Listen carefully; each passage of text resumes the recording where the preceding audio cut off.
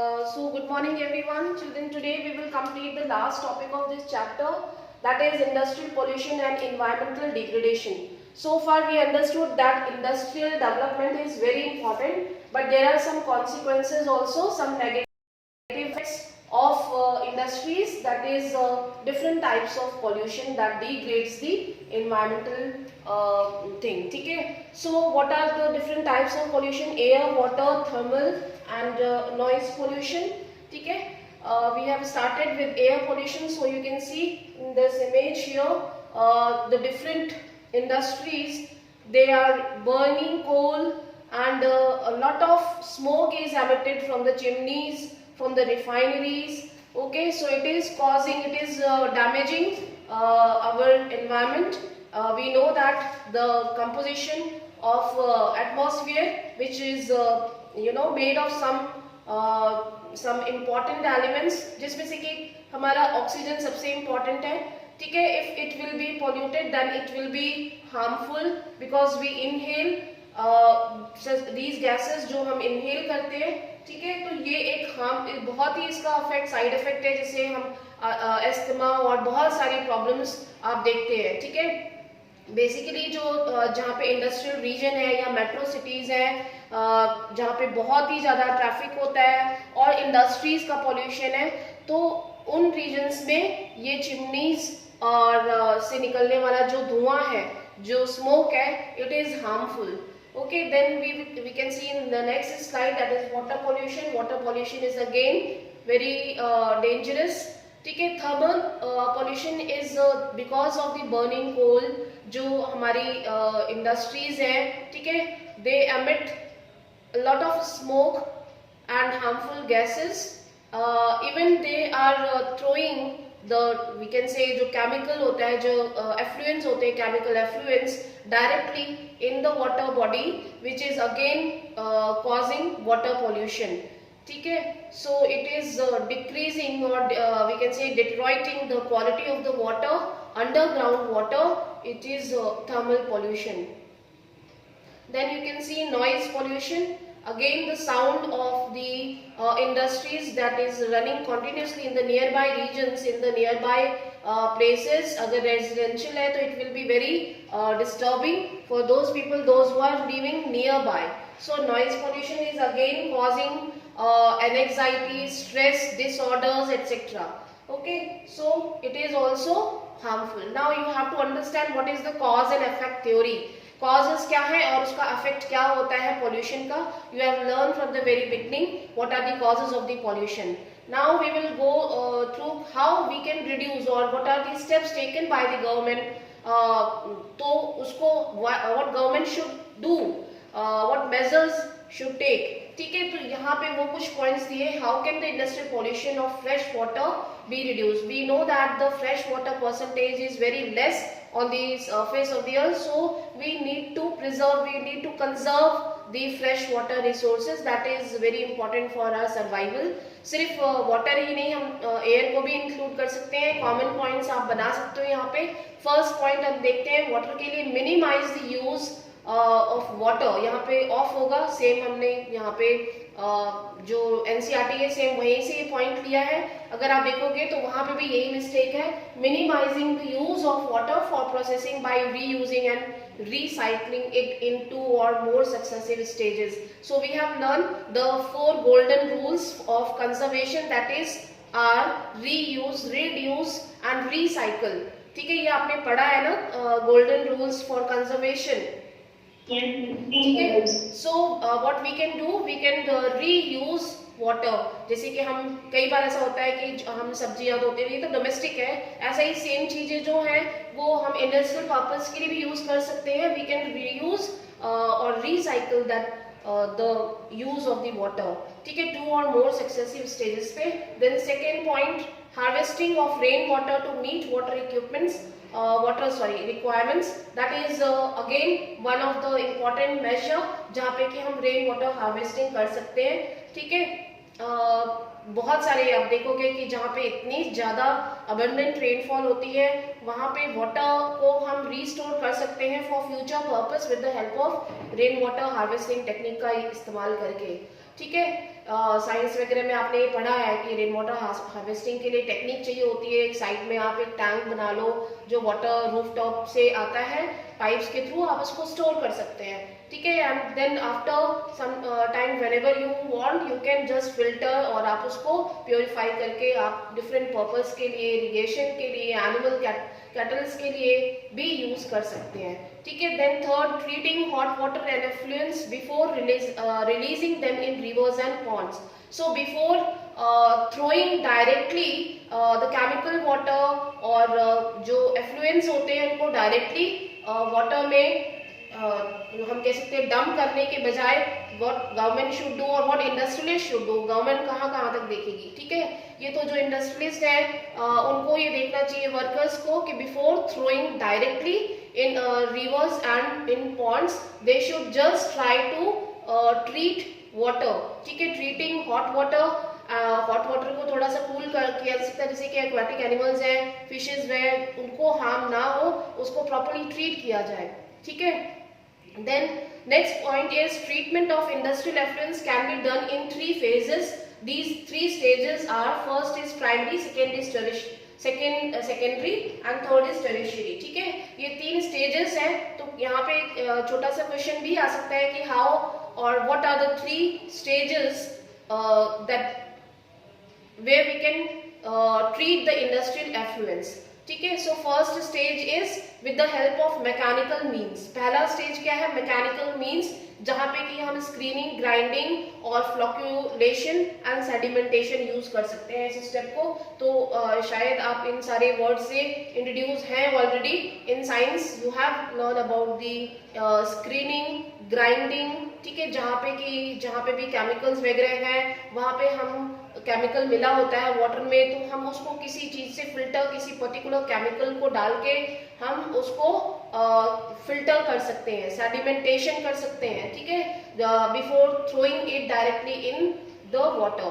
तो ये एक मैकेनिकल मीन्स हो गया जहाँ पे कि हम टूल्स के थ्रू जो है वो इसको ट्रीट कर सकते हैं। Then secondary treatment is by biological process. Biological process के थ्रू भी इसको ट्रीट किया जा सकता है, ठीक है, जो कि थोड़ा नेचुरल प्रोसेस होगा, ठीक है। And then third is tertiary treatment which includes all biological, chemical and physical process. This involves recycling of waste water. Kindly mute yourself, जो भी है वेस्ट वाटर रिसाइकलिंग प्लांट्स आप देख सकते हो, जहाँ पे कि वाटर जो भी वेस्ट हो रहा है या केमिकल जो इंडस्ट्रीज यूज कर रही हैं उनसे जो वाटर बाहर आता है उसको हम रिसाइकल कर सकते हैं। तो ऐसे भी प्लांट्स हैं। प्लांट्स का मतलब यहाँ पे वो वाला प्लांट नहीं है, प्लांट का मतलब है इस टाइप की इंडस्ट्री जहाँ पे कि हम वाटर को रिट्रीट करते हैं, क्लियर करके। यस कशिश बोलो।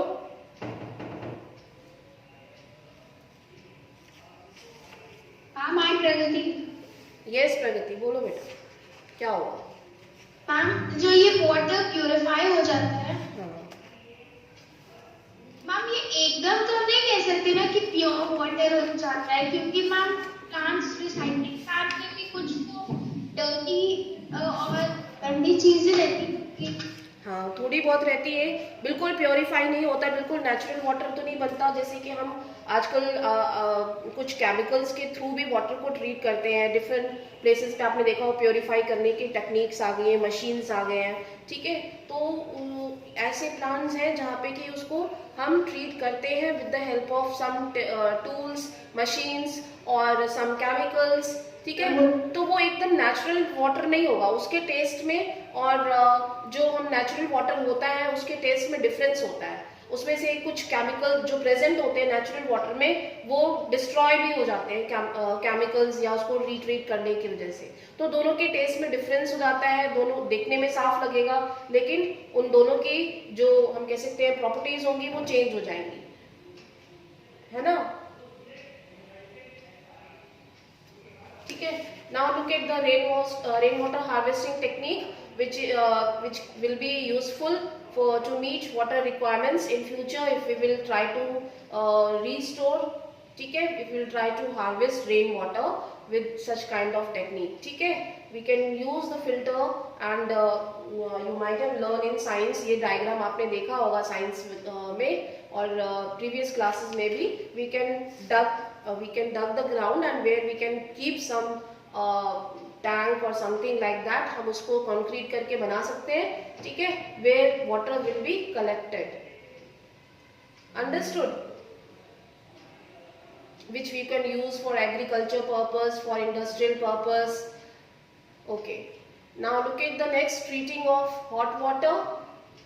ट्रीटिंग ऑफ हॉट वाटर, जो केमिकल्स जो इंडस्ट्री से निकलते हैं जो वाटर, उसको डायरेक्टली डंप ना करके उसको प्रॉपर्ली ट्रीट किया जाए, कूल डाउन किया जाए, ठीक है, उसको नेट या फिल्टर्स के थ्रू जो है वो हम उसको साफ कर सकते हैं, जिसमें जो भी जो सेडिमेंटेशन का जो प्रोसेस होता है उससे हम उसको क्लियर करके फिर हम उसको आगे रिसाइकल कर सकते हैं, ठीक है. Now last is NTPC. So I hope you have already learned in class 8 about NTPC. It is one of the Navratna industry of India, National Thermal Power Corporation. So it is based on thermal power, means it is producing thermal energy, ठीक है. So with the help of coal, ठीक है. Now you can see a lot of coal is burned to produce energy. So industries are emitting here smoke. आप देख सकते हो chimneys से जो है बहुत ज़्यादा जो है वो धुआं निकल रहा है. अगर हम कोल को बर्न करेंगे तो क्या होगा एनर्जी प्रोड्यूस करने के लिए, ठीक है. हाइड्रो इलेक्ट्रिसिटी तो सुनी आपने, जहाँ पे हम वाटर के थ्रू इलेक्ट्रिसिटी को जनरेट करते हैं, बट कोल के थ्रू भी, कोल को बर्न करके भी जो है वो पावर जनरेट की जाती है, जिससे कि बहुत ज़्यादा एयर पोल्यूशन कॉज होता है. But NTPC is producing thermal power with the help of the burning coal, but they are also taking some measures, means they are proactively, they are taking preventive measures. So what are these preventive measures? That is given here in this case study. Okay, for the sustainable development, first step, optimum utilization of equipment, adopting latest techniques and upgrading existing equipment. So they are what doing optimum utilization of equipments just to upgrade the system, ठीक है, जिससे कि कम से कम धुआं हो. भाई जो machinery है, जो भी चीजें हैं उनको प्रॉपर क्लीनिंग और न्यू टेक्निक्स अडॉप्ट करना, अपग्रेड करना, so that it will cause less we can say pollution and use optimum utilization, ठीक है. ऑप्टिमम यूटिलाइजेशन मीन्स ज़्यादा से ज़्यादा उसका प्रॉपर यूटिलाइज किया जा सके. Then second point is minimizing the waste. Minimizing waste means whatever is waste, उसको कम से कम करना. अगर हमारी टूल्स और टेक्निक्स, मशीनरीज अगर अपग्रेडेड है तो obviously it will reduce the waste, ठीक है, waste generation. And by maximizing ash utilization, जो एश भी जनरेट होती है at the time of burning coal, they will utilize this ash also, ठीक है.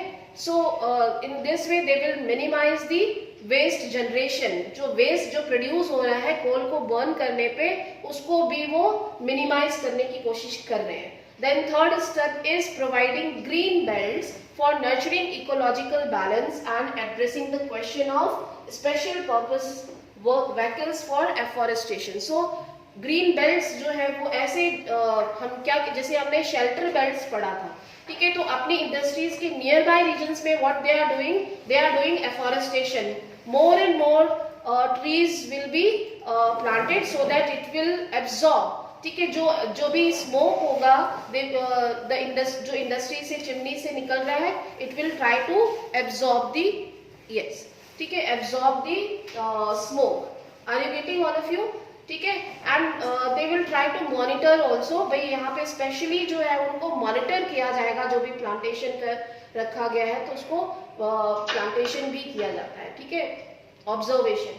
Then fourth is reducing environmental pollution through ash pond management, ash water recycling system and liquid waste management. तो आप देख सकते हो कि इन्वायरमेंटल पॉल्यूशन को कम करने के लिए, रिड्यूस करने के लिए they are using different techniques, जहाँ पे कि मैं सोचती हूँ कि बहुत रिसर्च किया होगा इन्होंने और प्रॉपरली उस टेक्निक को जो है वो अडॉप्ट करने के लिए, लाइक एश pond management, ash water recycling, ठीक है. जितना भी एश निकल रहा है इंडस्ट्री से कोल बर्न करने के बाद, उसको ऐश पॉन्ड मैनेजमेंट और ऐश वाटर रिसाइकलिंग सिस्टम, ये डिफरेंट टेक्निक्स होंगी ऑब्वियसली, ठीक है, और जो कि वेस्ट मैनेजमेंट को कंट्रोल करेगी और कम से कम वेस्ट जो एशेज होती हैं उनका प्रॉपर यूटिलाइजेशन देखते होंगे, चेक करते हैं, ठीक है। Then fifth is ecological monitoring, reviews and online database management for all its power station. सिर्फ एक ही जगह पे नहीं, जो भी उनकी ब्रांचेस हैं, जहां जहां पे भी इंडस्ट्री सप्लाई कर रही है एनर्जी, ठीक है, उन रीजन्स को भी प्रॉपरली रिव्यू करना time to time, and they are keeping the datas of the management to for all its power stations. Okay, so I hope you are getting all these measures. These are the proactive steps taken by the NTPC. So NTPC is a National Thermal Power Corporation. It is not a we can say not a private industry, it is a public sector. Okay, so government is having all the means and sources to look after all these, ठीक है। You can now look at the NCERT text. It is on page number 79. Here it is given, NTPC shows the way. NTPC is a major power providing corporation in India. It has ISO certification. What is ISO? Who can speak? Is there anyone? What is ISO certification? Yes? Anyone?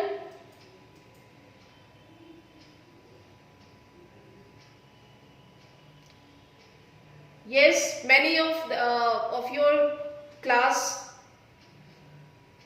already has left the class.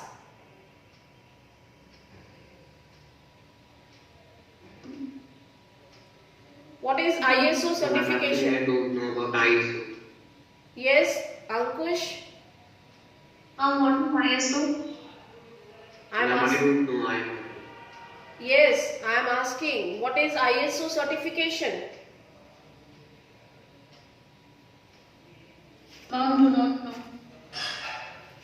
ISO certification is basically given to the industries, which is जैसे कि ISI mark होता है ना, ISI mark सुना है आपने? Yes, ma'am, it's given to the products. हाँ, इसी तरीके से ISO certifications are provided, to those industries or to those firms. They are actually having that they are meeting the such kind of standards, ठीक है, जो international standards को meet करती हैं, ठीक है। So basically ISO 2000, 2001, 2011, so such kind of certifications are given by international standard organization, ठीक है। So NTPC is such kind of industry जो कि at par हम कह सकते हैं ऐसे standards को meet कर रही है। Now look at the next point for EMS, Environmental Management System 14001, ठीक है। तो जैसे कि मैंने बताया ISO सर्टिफिकेशन 2001 हो सकता है, 2011 हो सकता है इंडिया में, वैसे ही यहाँ पे ISO certification is given to NTPC for environmental management system, that is 14001, ठीक है। तो यहाँ पे ये शो करता है कि वो means NTPC is working at par, उनके जो ये मैनेजमेंट के जो सिस्टम है उसके लिए उन्होंने बहुत एक्सपर्ट्स और बहुत रिसर्च की होगी, ठीक है, और उसके बाद उन्होंने इस मैनेजमेंट को अडॉप्ट किया होगा, इस मैनेजमेंट सिस्टम को जो कि इन्वायरमेंटल मैनेजमेंट सिस्टम है। So that is why this certification is given to NTPC. The corporation has a proactive approach and preserving the natural environment and resources like water, oil, gas and fuels in places where it is setting up power plants. जहाँ पे भी इनके plants हैं वहाँ पे इस तरीके के measures जो है वो किए जा रहे हैं, ठीक है। तो आप मुझे बता सकते हैं कहाँ पे इनके पावर प्लांट हैं? बहुत से बच्चे क्लास छोड़ के भाग चुके हैं, ठीक है। Power plant is in yes बोलो। ऊंचाहार। Yes, very good. देखो ये आपने नाम सुना होगा रायबरेली, ठीक है, रायबरेली ऊंचाहार जिस रूट पे है, ठीक है. And then we have here near the Allahabad, that is Meja power station, looked after by NTPC. Then we have Dadri National Thermal Power Corporation near Ghaziabad. ठीक है. Then we have Sonbhadra. Sonbhadra का नाम तो सुना होगा आपने. अभी जहाँ पे सोने की हम कह सकते हैं कि जो स्टॉक्स मिले थे गोल्ड के. यस कशिश. मैम आज प्रगति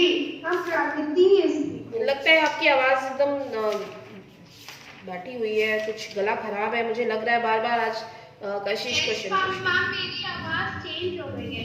हाँ ज्यादा बोलती हो ना इसीलिए. No ma'am. हाँ ठीक है.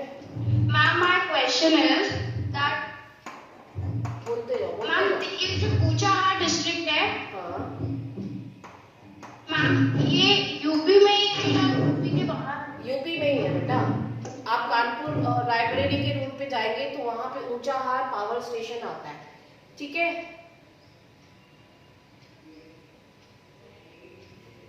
आ रहे समझ में? मैम रायबरेली तो लखनऊ का. हाँ तो उसी रूट पे ही है. मतलब आप अगर जाते हैं रायबरेली से लखनऊ की तरफ और इवन ये घूम के कानपुर की तरफ से भी जाता है तो ये उस जगह पे ऊंचाहार जो है एक पावर स्टेशन है. ठीक है. और मेजा सोनभद्र भी यूपी में है. हाँ सोनभद्र भी यूपी में ही है. और ओबरा का नाम सुना होगा आपने, ओबरा पावर प्लांट. ठीक है. कैपिटल में होगा, सॉरी, ओबरा पावर प्लांट. ठीक है. सो सोनभद्र. सो ये सभी जो है एनटीपीसी के अंडर में ही है जो कि पब्लिक सेक्टर इंडस्ट्री है. और ये इंडियन पब्लिक सेक्टर इंडस्ट्रीज में, पब्लिक सेक्टर में ये नवरत्न कंपनी मानी जाती है. नवरत्न यानी कि 9 jewels ऑफ इंडियन इंडस्ट्री. ठीक है. Of Indian industrial sector. Understood. ठीक है. तो ये अलग अलग जगहों पे पावर प्रोडक्शन का जो काम है वो लुक आफ्टर कर रही है. सो ये ऐसी वैसी कोई इंडस्ट्री तो होगी नहीं. ऑब्वियसली इन्होंने कोई एक्सपर्ट्स जो है वो रखे हैं एनवायरमेंटल मैनेजमेंट सिस्टम को लुक आफ्टर करने के लिए, जिससे कि कम से कम पॉल्यूशन फ्री जो है हो, पॉल्यूशन फ्री एनवायरनमेंट हो. So what are these steps that you should keep in mind. ये यहाँ से ABCDE ये 5 स्टेप्स जो है वो आपको लर्न करने हैं कि कौन कौन से इन्होंने स्टेप्स जो है वो फॉलो किए हैं. ठीक है.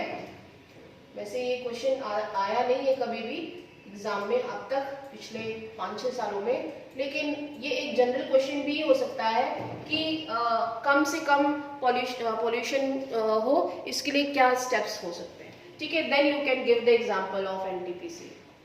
Are you getting all of you? समझ में आ रहा है? ठीक है. Yes. Any doubt, any question? किसी को कोई प्रॉब्लम है? कोई कुछ नहीं बोल रहा है. No ma'am. सभी को समझ में आ रहा है? Boys, Arpit Mishra, Ankush Pratap, yes ma'am समझ आ रहा है. आ रहा है समझ में? कोई प्रॉब्लम, कोई समस्या कुछ नहीं है ना? ठीक है. बहुत बच्चों ने बहुत अच्छा काम करके दिया है. अंकुश प्रताप है, अंशिका, स्वास्थी, इन बच्चों की कॉपी बहुत ही अच्छी है. You have done excellent work. Pragati also, Kashish also. ठीक है. तो आप लोगों को तो बोलने की जरूरत नहीं है, आप लोगों का काम हमेशा ही अच्छा है.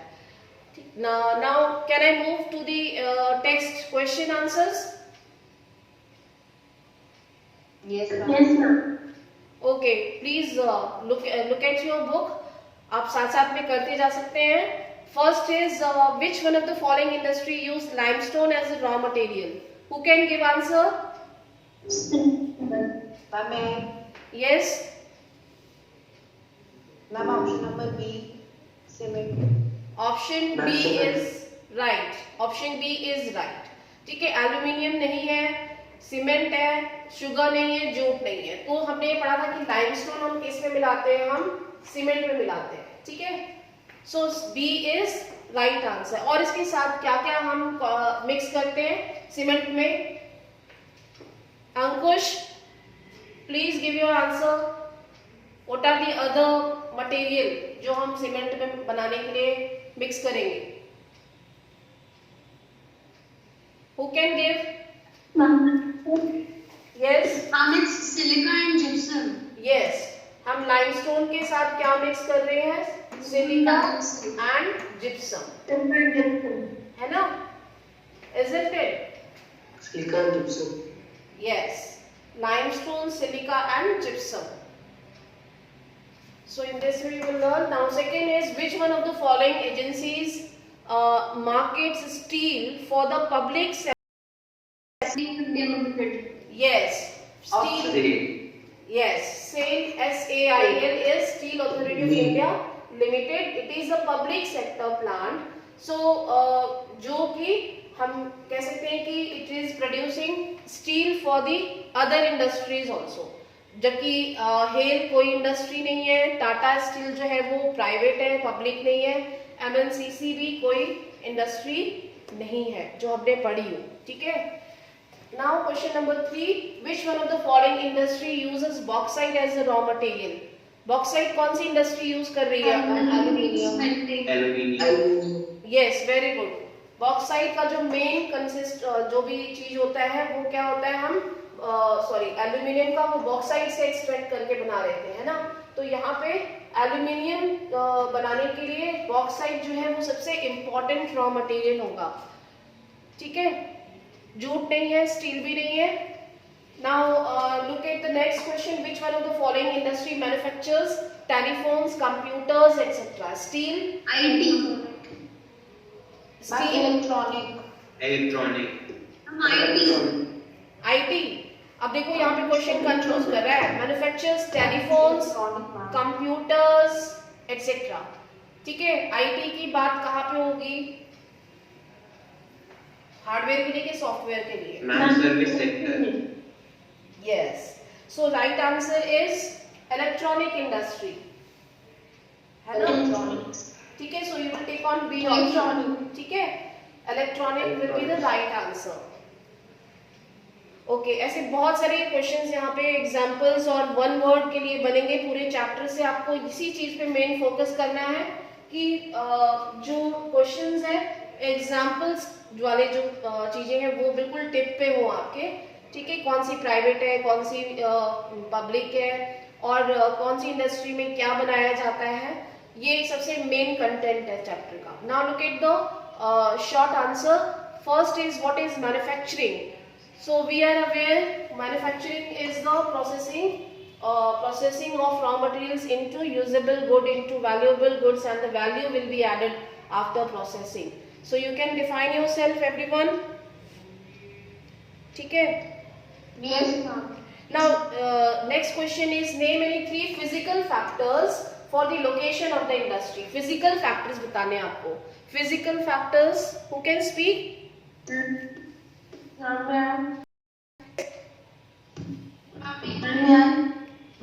हाँ, कोई भी बोलो, जिसने पहले बोला है वो बोल दो. Yes yes. Suitable climate. Okay. Suitable climate, physical factors. Raw materials, availability of water, Yes. Ma'am, may I speak, please? and transport facility. Yes, very good, very good. देखो Three अपनी physical factors for the location of the industry are availability of raw materials, Okay. the market, and availability of power. yes. देखो you have to remember physical factors बताने हैं, human factors अलग हो गए हैं.